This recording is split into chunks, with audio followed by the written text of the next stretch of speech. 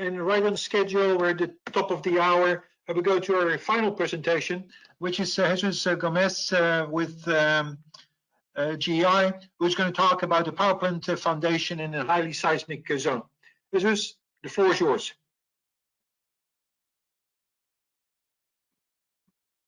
All right, thank you very much, Gerald. Hope everybody can hear me okay.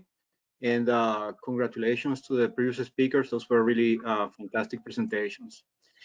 I'm going to talk about a project in California, in Huntington Beach, California, where testing and pre-construction exploration and testing driven by contractor were fundamental to savings and to both schedule and cost savings. And I'm going to start with a brief description of the site and of the geotechnical issues, which were many, and we'll continue with right into the benefits of the pre-construction exploration and testing in the foundations and lateral spread mitigation design. And then we'll go with a closure. This presentation is part of a much larger presentation, so I'll try to keep brief some aspects here. This is the site at Huntington Beach, and really there were two sites. There was another very similar site at Los Alamitos, but this site was a little bit more complex, so we're going to focus on this one. And they were virtually identical otherwise. The site is bounded to the south by the Pacific Ocean, and to the north and west by a canal. And here on the southeast, sorry, to the north and east, and here to the southeast, there is a wetlands. So there's a drop off in the site into the canal. That's the site of a previous refinery that was to be torn down and replaced by a power plant driven by gas turbines. This is a boring performed at the site during the initial stages of the project, and there was a shallow layer of fill overlying soft estuarine deposits. Below the estuarine deposits, there was what was called a transition layer by the geotechnical engineer, which was liquefiable. And below that, there was terrace deposits that were denser, and they were going to act as a bearing stratum. So there was about 15, 20 feet to the terrace deposits. This is I'm sorry, 25 feet to the terrace deposits. This is a CPT log, one of the logs of the penetration tests performed at the site during the preliminary stages of the project. And here you see again the fill and the soft estuarine deposits, and then the terrace deposits were our bearing layer. Here in this area, we had a layer that was liquefiable, and we were not sure of the extent of that liquefiable layer throughout the site. The liquefaction obviously causes issues for the foundation design, but one of the main issues that it caused is that it created a potential for lateral spreading. So we had a potential for a significant portion of the site to move laterally into the canal and into the wetlands area. And that had to be addressed, as the foundations for the structures could not handle that potential for lateral spreading themselves. So those geotechnical issues led to several things. One is that we needed deep foundations for the heavier structures and ground improvement for the lighter structures. We had very large structural loads and uplift as consequence of the earthquake, as well as large lateral soil loads that were consequence of lateral spreading. We had downdrag, and downdrag was not only the consequence of compression of the estuarine deposits under added layers of fill, but also due to subsidence, as the liquefiable layer would compress post-liquefaction. Therefore, we had a heavy pile reinforcement and significant embedment. And the initial estimates for pile lengths were about 70 to 80 feet, and some significant pile reinforcement. Now, we also had to mitigate the lateral spreading one way or the other. And this is a view of the site, and it's kind of very confusing because of all the structures. But here in the upper right, you see what is called the AAC building, and that's next to the canal that you saw in the photo. And the yellow areas are areas that need to be had deep foundations and ground improvement. Down here is the locations of the two gas turbines that had significant vertical and lateral loads. So this entire yellow area, we had deep foundations for the heavier loads. We had ground improvement, which was very early on established to be ridge inclusions. And then along the canal and along the shoreline with the wetlands, we had we were required to install a mitigation for lateral spreading. And initially, that mitigation for lateral spreading had the form of either a structural thickened wall or a structural diaphragm wall. And of course, these things were going to be very deep and heavily reinforced to withstand those pressures. And they were very costly. The design sequence was pretty convoluted, like as is typical in fast track projects that are being designed as they are being built. We had a pretty thorough geotechnical exploration that was done in the initial stages that unfortunately did not reflect evolving changes in the project. We performed, working for Kiewit Foundations, we performed a pre-bid design of the foundation system that consists of foundation piles, rigid inclusions, and lateral spread mitigation, and was based on the available information that we had at the time. The site at some point was turned over to the contractors, and that's when we performed additional exploration and testing to validate our pre-bid design and possibly to optimize it further.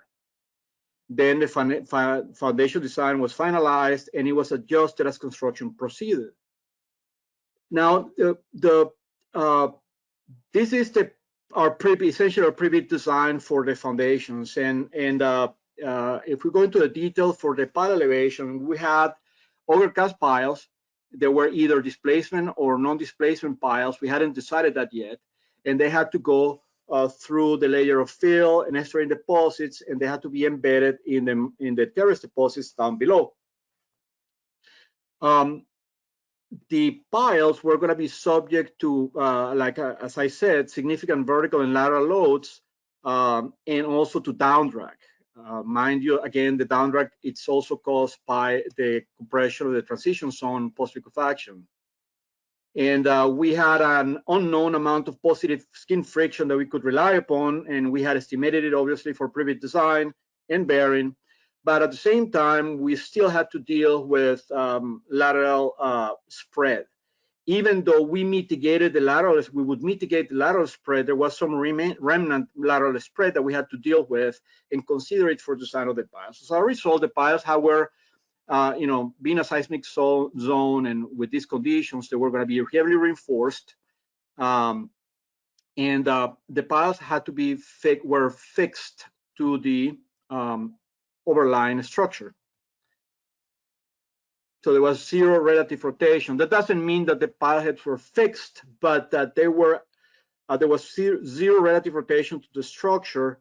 And one thing that the structural engineer wanted us to do is provide them with the stiffness, both rotational and translational stiffness values that they needed to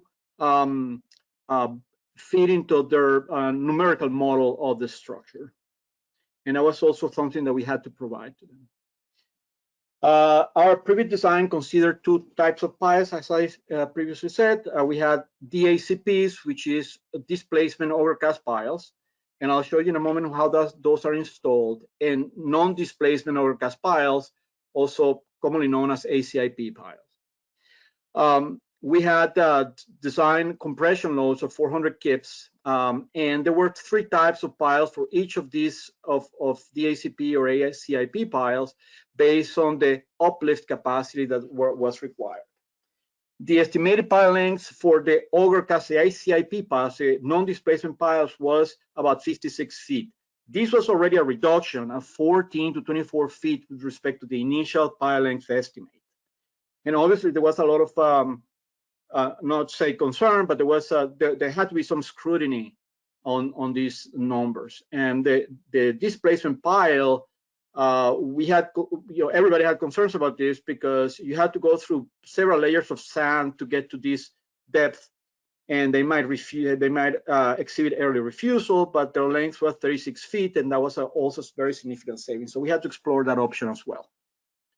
Ultimately, we had to select a final pile type for final design and calculate a final pile length, whether these lengths were justified or not, and revise the reinforcing as needed. Is the reinforcing that we're using, was it too much or was it too little? And same thing with rigid inclusions, except for the part of reinforcing. We perform a geotechnical testing program that consisted of additional CPT probes at key locations and collection of specimens. And the whole purpose was to delineate the liquefiable layer, verify that it's liquefiable, and also gain information for design of the piles and of the, most importantly, of the lateral spread mitigation. And we also perform a pre-construction foundation testing that consisted of axial tension, axial compression, tension, lateral testing of piles, and used a significant amount of instrumentation. In the geotechnical testing, we believe that CPT data was the best piece of information to design piles efficiently and accurately, and that's been at least my experience over the years. But also, like I said, verify liquefaction potential and how deep that liquefaction could happen. That was also one of the main achievements of the pre-construction geotechnical program was to obtain data for the design of the lateral spread mitigation. We were able to successfully propose an alternative based on deep mixing shear panels to mitigate liquefaction. And these shear panels, they would act as retaining walls, essentially. So you had the soil in between the shear panels, together with the shear panels, would act in retaining the soil that was tending to move laterally. And we did extensive use of the CPT data and CPT-based correlations to determine what level of shear we could mobilize between the soil and the panels, and also how these panels would tend to rotate and translate. Because there was a significant amount of effort placed into this.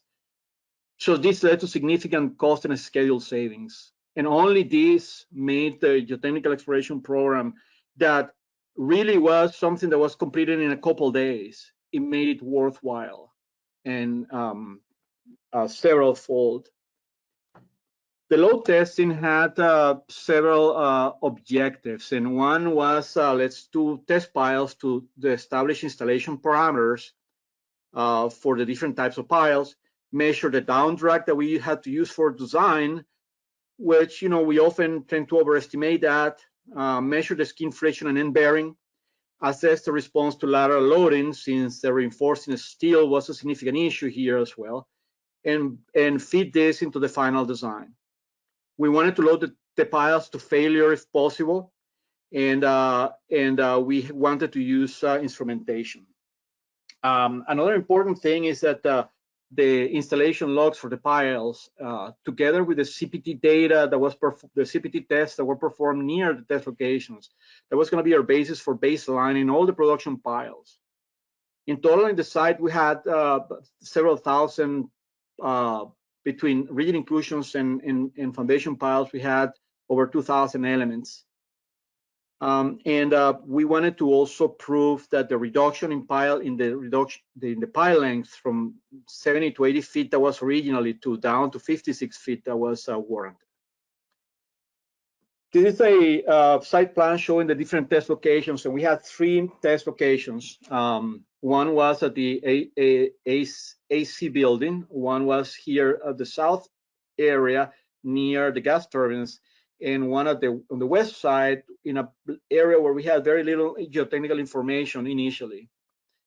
And each test location was consisted of 3 test piles and 8 reaction piles.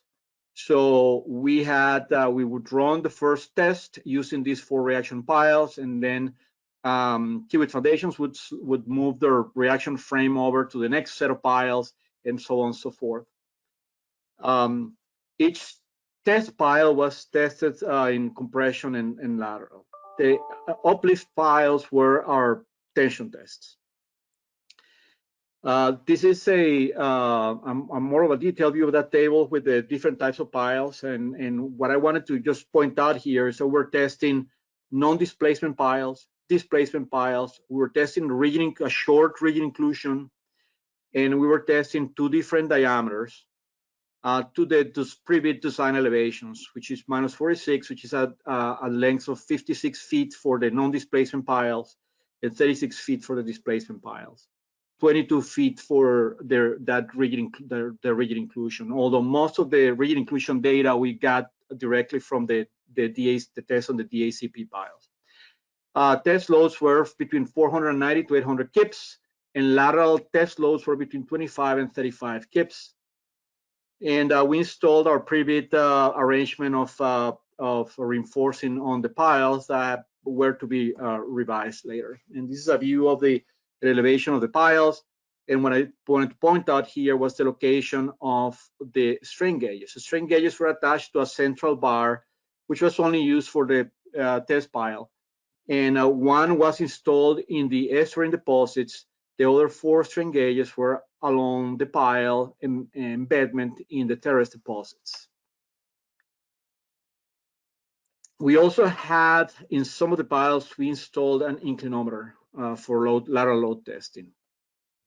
This is a view of the site during the installation of the test piles. And obviously there's construction already going on the site, in installation of utilities. These are the tools that were used for the ACIP non-displacement overcast piles. It's pretty typical. This is the tool used for the displacement overcast piles. And of course, I presume many of you have seen this, others may not have. And this tool has a conical body here, the tip, that pushes the soil outward as you are penetrating the tool. And it causes a significant amount of compression and improvement in the ground. You can see sometimes evidence of that as you're installing them. But the best evidence is through load testing. It's a pretty efficient, pretty good system. But we were not sure if we wanted to. We definitely were going to use it here for the rigid inclusions, but not sure we was gonna be successful for the deeper piles, as we could get early refusal. This is a typical installation log, and we wanted to have pretty good logs for the test piles so we could compare to the production piles, and we were documenting volumes of grout, penetration rates, torque, grout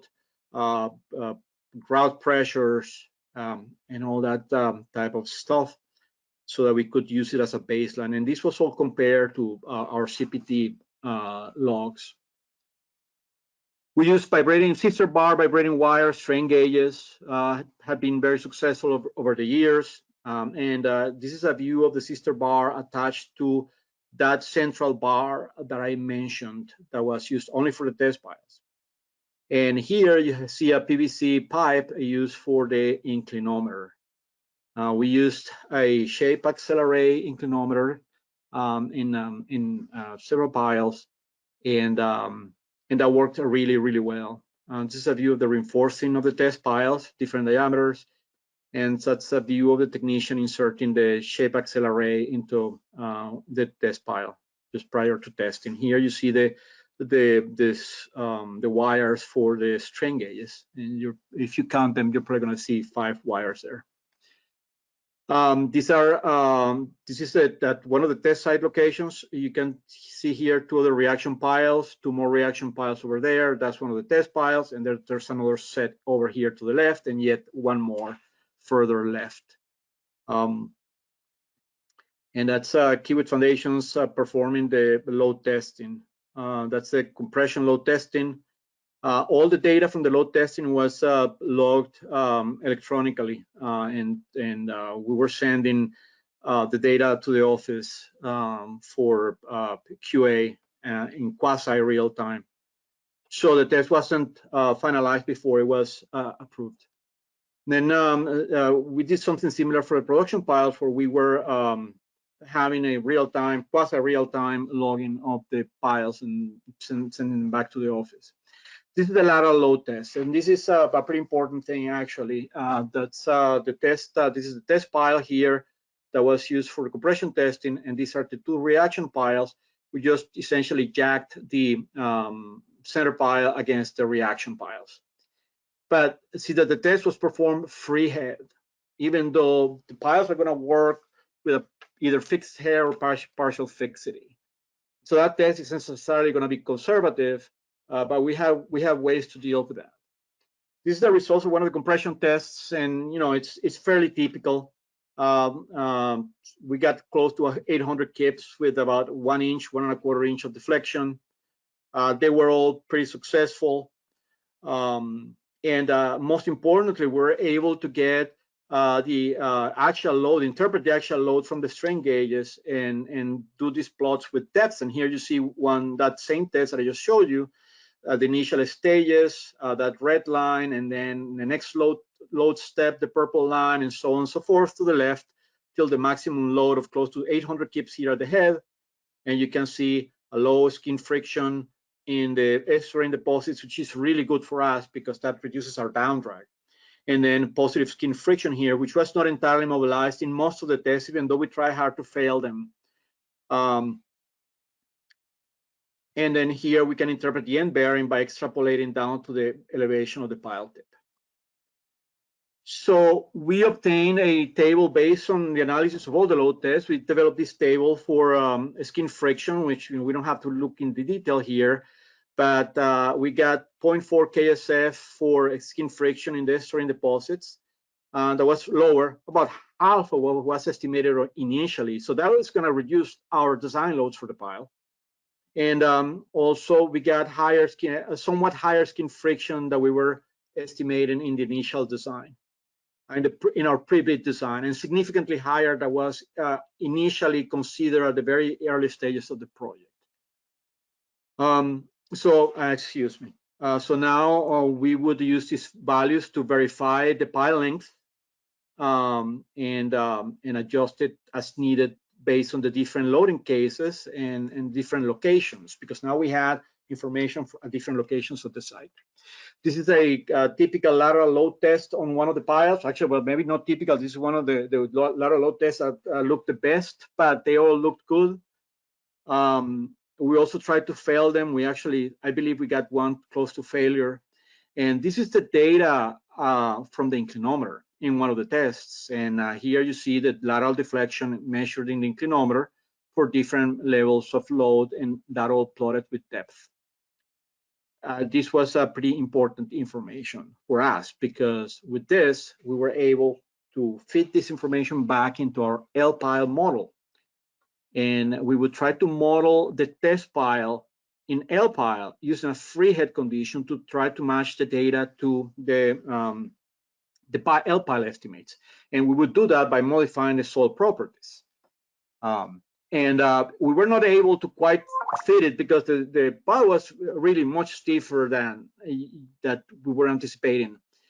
But we settled in some conservative interpretation of the load test and the corresponding soil parameters. This was then used to model the pile in L-pile again, but with the proper boundary conditions at the head, whether it was fixed or partially fixed, to analyze the pile. And furthermore, we used that in L-pile also to introduce the effects of the lateral spreading. We were estimating a remnant 1 inch of lateral spreading. So soil moves 1 inch toward the pile, and what were the loads that were going to be generated in the pile due to that. And ultimately, we would determine the maximum bending moment to design the reinforcing steel, which resulted, because the piles are much stiffer than initially thought, it resulted in a reduction in the reinforcing of the piles. which multiplied, even if you reduce the reinforcing by 1 bar, that multiplied over so many elements, it's a pretty significant savings as well. Also, we used this to provide a structural engineer with the information that they require on pilot stiffness. And these are some photos during of the completed production piles. As you can see, it was a very tight site, and it was a bit difficult to move around. So if you made a mistake initially, it was pretty difficult to go and correct it later. One of the key features in this design was they use, this is not related to testing, but the use of these T-head connections was really a pretty practical solution here to prevent a complicated reinforcing. I am getting a little bit of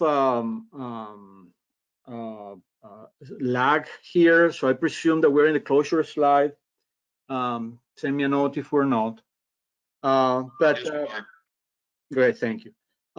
So we are in the closure portion of the presentation. Our strategic contractor-driven pre-construction exploration and testing was very significant, and it cost money, but it allows some significant cost and schedule savings, and also a better managed risk for everybody involved in the project. The savings by using the deep mixing alternative over a diaphragm wall were very significant. I would say probably close to somewhere between $5 and $8 million, probably around 6 most likely. Also, it allowed us some additional schedule savings at locations that were on expected complexity, where we had some stuff going on near the lateral spread mitigation that we had to deal with, and it was easier to deal with the deep mixing alternative. We had an overall pipe reduction of 14 to 24 foot per pile and 5 feet per rigid inclusion as a result of the load testing. Granted, we already knew that we wanted to reduce the pile lengths, but we needed the testing to validate it. Furthermore, we had additional pile length reductions in some areas that showed more capacity. That was somewhere in between $1 to $2 million of savings in costs, and of course, the associated savings in time. Lateral capacity was significantly underestimated as usual, and that resulted also in testing allowed us to reduce the reinforcing of the piles, which the reinforcing in an overcast pile is directly related to production and to issues that you may encounter. So that's pretty important to reduce it as much as we can. We saved the issue of complex testing by running free head conditions and feeding that back into the model. We also used the data from the lateral testing to validate the lateral spread design, because now we have lateral loading data in the soils of interest. So that was all I had for today. I wanted to acknowledge or thank Kiewit Foundations and Kiewit Engineering, as well as GI, for allowing to present this information. I don't know if this slide is turning. It doesn't look like it's turning. There it is. Thank you very much.